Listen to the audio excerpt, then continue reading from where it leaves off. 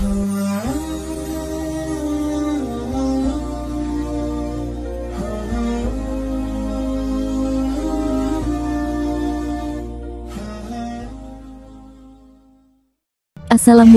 sahabat semua, selamat datang di channel Husnul Khotimah. Saya doakan semoga semua sehat walafiat, amin. Tidak banyak ulama yang membahas mengenai golongan yang terbebas dari pertanyaan munkar dan nakir.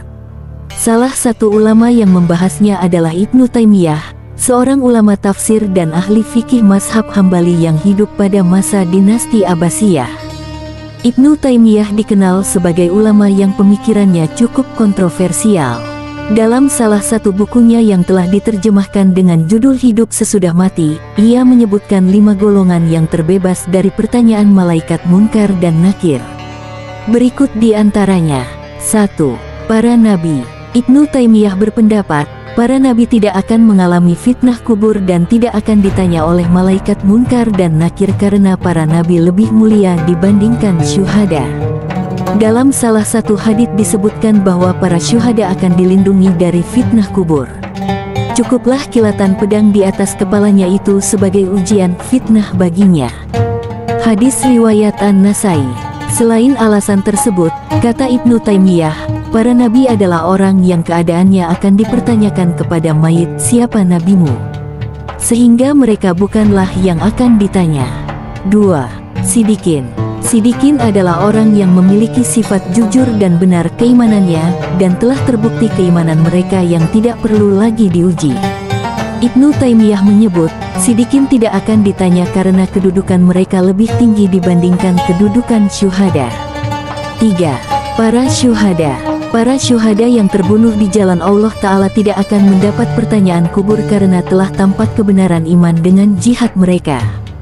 Demikian kata Ibnu Taimiyah. Hal tersebut juga bersandar pada firman Allah Ta'ala dalam surah At-Taubah ayat 111. Artinya, sesungguhnya Allah membeli dari orang-orang mukmin diri dan harta mereka dengan surga yang Allah peruntukkan bagi mereka. Mereka berperang di jalan Allah sehingga mereka membunuh atau terbunuh. Demikian ini adalah janji yang benar dari Allah di dalam Taurat, Injil, dan Al-Quran. Siapakah yang lebih menepati janjinya daripada Allah? Maka, bergembiralah dengan jual beli yang telah kamu lakukan itu. Demikian itulah kemenangan yang agung. Juga dengan sabda Rasulullah, cukuplah kilatan pedang di atas kepalanya itu sebagai ujian fitnah baginya. Hadis riwayat An-Nasai. 4. Orang yang ribat. Menurut Ibnu Taimiyah, orang-orang yang ribat tidak akan difitnah atau diuji dalam kuburnya. Ribat adalah orang yang berjuang di jalan Allah Ta'ala. Dalam Sahih Muslim disebutkan bahwa Rasulullah bersabda, berjaga-jaga di jalan Allah sehari dan semalam lebih baik daripada puasa sebulan dan salat sebulan. Bila ia meninggal, amalnya yang biasa ia lakukan ketika masih hidup terus dianggap berlangsung dan diberikan rezekinya serta aman dari fitnah pertanyaan kubur. Hadis riwayat Muslim. 5. Anak kecil dan orang gila. Ada perbedaan pendapat di kalangan ulama terkait anak kecil dan orang gila, apakah mereka terbebas dari pertanyaan kubur. Sebagian berpendapat, mereka akan diuji karena termasuk dalam keumuman dalil dan apabila telah hilang taklif beban syariat maka keadaan setelah kematiannya itu berbeda dengan keadaan hidup di dunia. Sebagian yang lain mengatakan, golongan ini tidak ditanya karena mereka tidak termasuk mukalaf atau orang yang tidak dikenai beban syariat. Ini merupakan pendapat yang diyakini Ibnu Taimiyah. Ia berpendapat bahwa orang yang tidak berakal seperti orang gila dan anak kecil tidak akan mendapatkan pertanyaan kubur.